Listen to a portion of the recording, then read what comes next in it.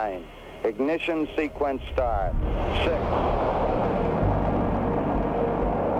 아폴로 11호를 실은 세턴 5호 로켓이 날아오릅니다. 그렇게 50여 년 전 인류는 달에 도착했습니다.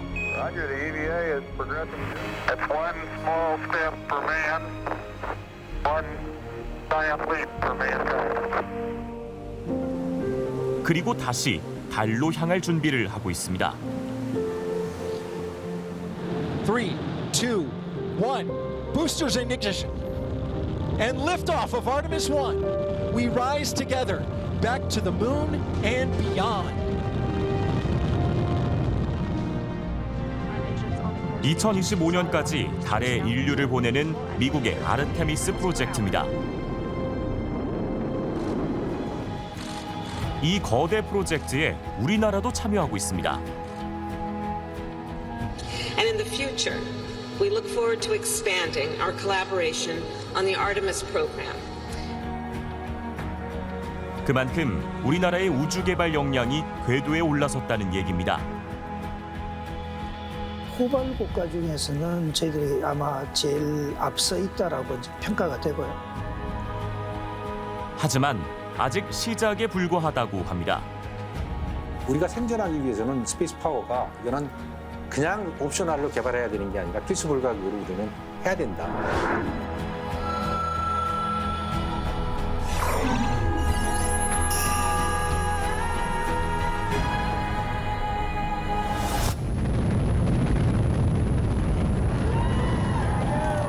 지난해 발사에 성공한 달 탐사선 다누리.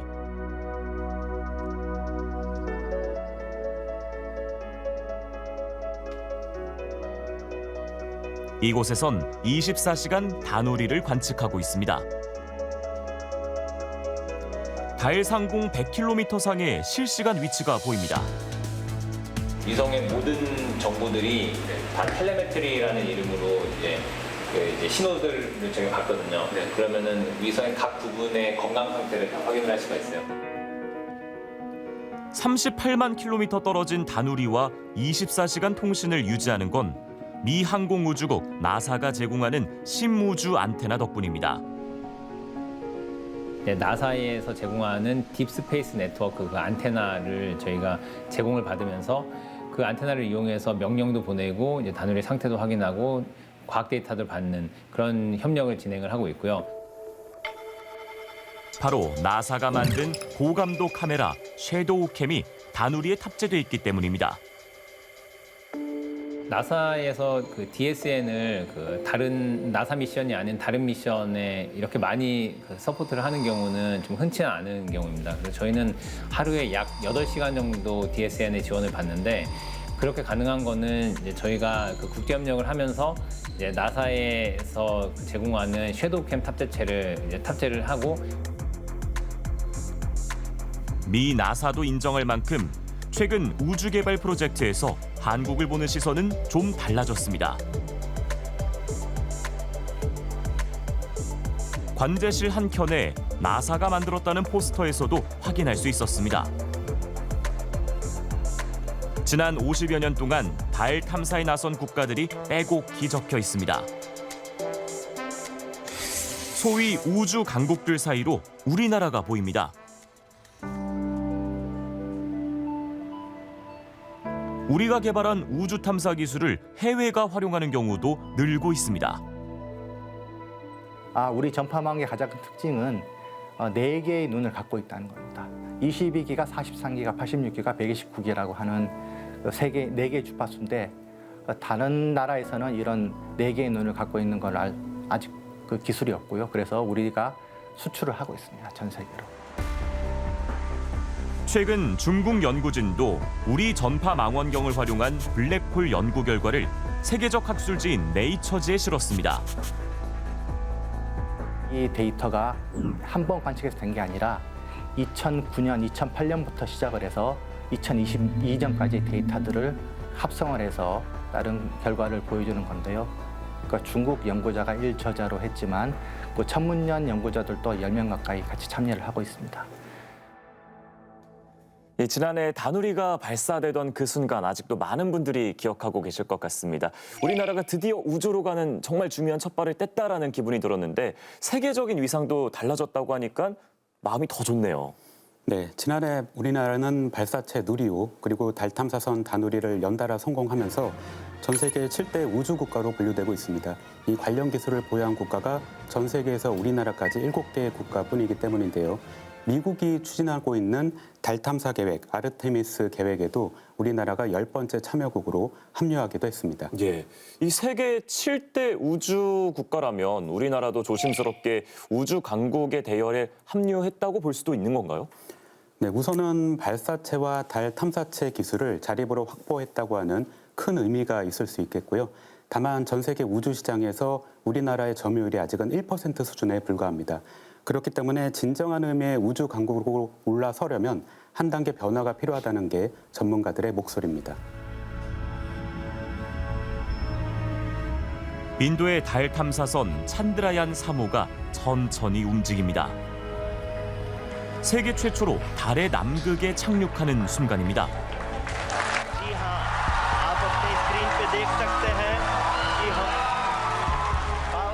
Soft landing on the moon. India is on the moon. 우리나라는 2032년에야 달 착륙선을 보낼 계획입니다. 우주 개발에서 세계 6위 인도와 7위인 우리나라는 최소 10년 이상 벌어져 있다고 평가됩니다. 인도는 이미 80년도에 작은 규모지만 자력으로 이제 우주 발사체도 개발한 나라고요. 사실 6위라고 하지만은 제가 볼 때는 한 계단 위에 있는 게 아니고 우리보다는 아직은 한참 더 앞서 있다라고 보여집니다. 지금 저희들이 많은 성과라는 게 결국은 추격자 형태거든요. 왜냐하면 목표도 보이고 남들이 어떻게 했는지 길도 조금 보이니까 한국인 특유의 어떤 장점을 살려서 우리가 빠른 시간 안에 했는데 앞으로 우리가 5위 정도로 가려고 하면 지금까지 남을 쫓아가는 형태만으로는 되지 않고요. 정부는 세계 5대 우주 강국이 되는 것을 목표로 삼고 있습니다. 세계 5대 우주기술 강국으로 도약하기 위해 누리호보다 강력한 차세대 발사체를 개발하고 발사체와 위성의 핵심 부품에 대한 기술 자립을 이룰 것입니다. 하지만 기존의 우주 개발 전략으로는 이런 목표를 이루기 어렵다고 합니다. 우리가 5위 정도로 가려고 하면 지금까지 남을 쫓아가는 형태만으로는 되지 않고요. 물론 그런 형태의 도전도 있어야 되겠지만 어떤 세계 최고가 되겠다라는 그런 어떤 새로운 프로젝트를 만들고 거기에 대비하지 않고는 제가 볼 때 5위로 가기가 힘들다고 봅니다. 그러니까 누리호와 다누리가 포함된 달 탐사 1단계 사업을 계획한 이창진 교수도 같은 생각입니다. 전 세계 우주 산업 규모의 한 7%만이 그런 하드웨어 담당이에요. 나머지는 다 활용이나 아니면 다른 소프트웨어 담당이 그렇게 우주 경제를 그 규모를 차지하고 있거든요. 결국 그러면 우리나라가 만약에 2045년에 경제 규모를 우주 경제 규모를 저렇게 크게 하려고 그러면은 발사체 위성만 갖고는 안 된다는 결론이죠. 그렇다면 우리는 어떤 길을 가야만 할까? 미국이 아르테미스 우주선에 탑승할 우주 비행사를 발표하는 자리. The Artemis II crew represents thousands of people working tirelessly to bring us to the stars. Thanks, Victor. Awesome words. 4명이 발표됐는데 3명은 미국인, 1명은 캐나다인입니다. 캐나다가 미국의 대형 프로젝트에 우주 비행사를 배출한 비결은 뭘까? 컴컴한 우주 공간에서 기다란 로봇팔이 작업하고 있습니다. 국제 우주 정거장에 매달린 우주 전용 로봇팔 캐나담입니다. 로봇팔은 우주에서 물건을 옮기거나 수리를 할 때 꼭 필요한데 캐나다가 강점을 보이고 있습니다. 캐나다가 보면 스페이스 스테이션에 로봇 암을 갖고 들어갔어요. 캐나다는. 그래서 그 스페이스 스테이션에서 그 일어나는 모든 그 이동이나 아니면 이런 그 조립 이런 것들은 다 캐나다가 만든 로봇 암을 가지고 있거든요. 그래서 캐나다는 추진제가 없지만 우주 개발에 어떤 그 굉장히 중요한 공헌을 한 나라가 되고 미국의 파트너가 됐죠. 우리에게 필요한 것도 캐나다의 로봇팔 같은 독보적 경쟁력이란 겁니다. 일본은 소행성 탐사, 캐나다가 로봇암 이런 거 얘기했을 때 한국에 그럼 뭐냐라고 했을 때 사실 그런 특화된 거는 아직은 좀 부족한 현실입니다. 우리가 이미 세계 시장을 선도하고 있는 기술력을 우주 공간으로 가져올 수도 있습니다. 작은 위성 수혜가 많으면 그게 들어가는 우주 위성 부품도 꽤 많을 거라고요. 그런데 그 안에 들어가 있는 대부분의 부품이 전자 부품이에요. 그럼 우리나라가 그런 전자 부품이나 반도체에서 강점을 가지고 있으니 그런 것들을 우주에서 사용할 수 있는 거로 우리가 기술적으로 변환을 한다면, 시도를 한다면 어느 정도 장악할 수 있는 능력이 있는 거죠. 이미 해외에선 우리나라의 기술 잠재력을 주목하고 있다고 합니다. 올해 중반에 런던에서 열린 문 투 마스 워크숍에 갔었는데요. 거기 나사 부총장님이 오셨어요.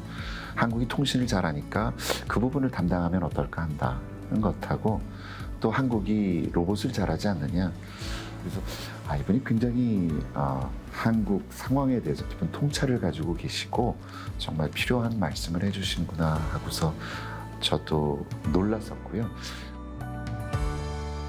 이 특정 분야에서 전문성이 얼마나 중요한지 확인할 수가 있었습니다. 특히 캐나다의 로봇팔이 굉장히 인상적이었는데 이 로봇팔을 만드는 회사는 어디입니까? 네, 캐나다의 민간업체 MDA라는 곳입니다. 캐나다 우주청의 최대 민간 파트너이기도 하고요. 현재 전 세계 우주 산업의 방향이 민간이 적극적으로 우주 개발을 하는 소위 뉴스페이스인데요. 대표적 사례라고 볼 수 있겠습니다. 이 정부 차원에서 이런 뉴스페이스를 가장 적극적으로 하는 것은 아무래도 미국인데요. 지난해 우리나라 다누리를 탑재해서 달까지 보내준 스페이스X도 미 나사의 도움으로 성장한 대표적 민간업체입니다.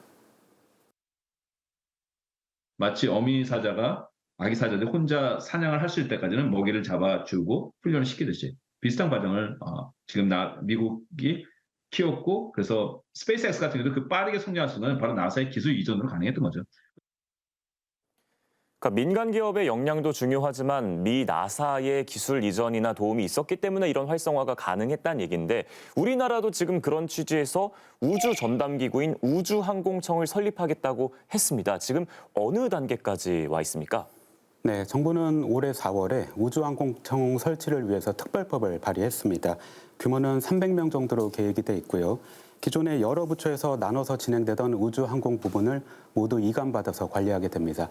그러니까 우리나라에도 미 나사처럼 우주항공 부분을 총괄하는 정부 조직이 만들어지는 겁니다. 네, 우주항공청이 우리의 우주 산업에 좀 많은 기여를 했으면 좋겠는데 또 관심이 가는 게 그 우주항공청이 어느 지역에 설립되는지도 많은 관심을 모았을 것 같아요. 네, 아무래도 위치가 가장 관심 사항인데요. 현재로서는 경남 사천에 설립되는 게 기정사실화되어 있습니다. 윤석열 대통령의 대선 공약이기도 했고요. 다만 이제 기존의 우주 개발을 우리나라에서 전담해온 항공우주연구원이 대전에 위치해 있기 때문에 우주항공청 초기에는 설립 위치를 두고 다소 갈등이 있었습니다. 하지만 현재는 어느 정도 봉합된 모습입니다. 예, 그럼 이제 설립이 될 때까지 어떤 과정들이 남아 있는 겁니까? 네, 현재 이제 법안은 국회에 있기 때문에요. 법안이 이제 국회에서 통과가 되면 절차에 따라서 설치가 진행될 예정입니다. 우주항공청이 필요하다는 데는 여야 모두 공감대를 보이고 있거든요. 그래서 업계에서는 통과 여부를 지켜보고 있습니다. 변화가 필요하다는 건 해외 시장과 접촉하는 스타트업도 느끼고 있습니다. 탐사 로버가 토양 위를 움직입니다. 달 표면의 월면토와 97% 유사하게 만든 토양입니다. 한국의 로버의 프로타입이고 사륜으로 구동을 하고 그리고 여기 이제 그라우저라고 이제 어떻게 보면 가이키가 있는데 모래가 굉장히 달 표면에 있는 모래가 굉장히 곱거든요. 그래서 굉장히 고운 모래를 이제 헤쳐나가기 위해서 이렇게 그라우저 형태가 되어 있고, 이곳은 달 탐사 로버를 국내에서 유일하게 만들고 있습니다. 한국이 32년에 달에 갈 때 저희 로버를 이제 이 정도 크기의 저희 로버가 가서 임무를 하는 걸 목표로 저희가 하고 있는 상황이고, 그동안 해외 시장의 문을 두드리며 우주 전담 기구의 필요성을 느꼈다고 합니다. 국제적인 무대에서 우리나라가 활동을 하려고 한다면 반드시 그것을 이제 헤드커팅 해줄 수 있는 이제 정부 기관이 존재를 해야 된다는 생각을 하고 있습니다. 그래서 저희들도 비즈니스를 하려고 하면 외국에서도 물어보면 너네 정부 기관에서 너네가 뭐 하는 거 맞냐 이렇게 물어보면 사실상 저희가 말하기 굉장히 모호하거든요. 미국은 우주 산업을 통해 한 해 1,100억 달러 넘게 벌어들입니다. 전 세계 시장에서 미국이 차지하는 매출의 비중이 절반에 육박합니다. 우주 산업을 총괄하는 항공우주국 나사가 없었다면 불가능했을 일입니다. 사실 과학이라는 측면도 발전시키면서 학계도 발전시키고 그다음에 기업계도 키우고 그다음에 정부기관도 하고 결국 이런 과정을 통해서 상업도 하면서 국가를 전체적인 측면으로서 같이 동반 상장할 수 있는 그런 기반을 만드는 코디네이 역할을 하는 것이 나사의 역할을 생각합니다.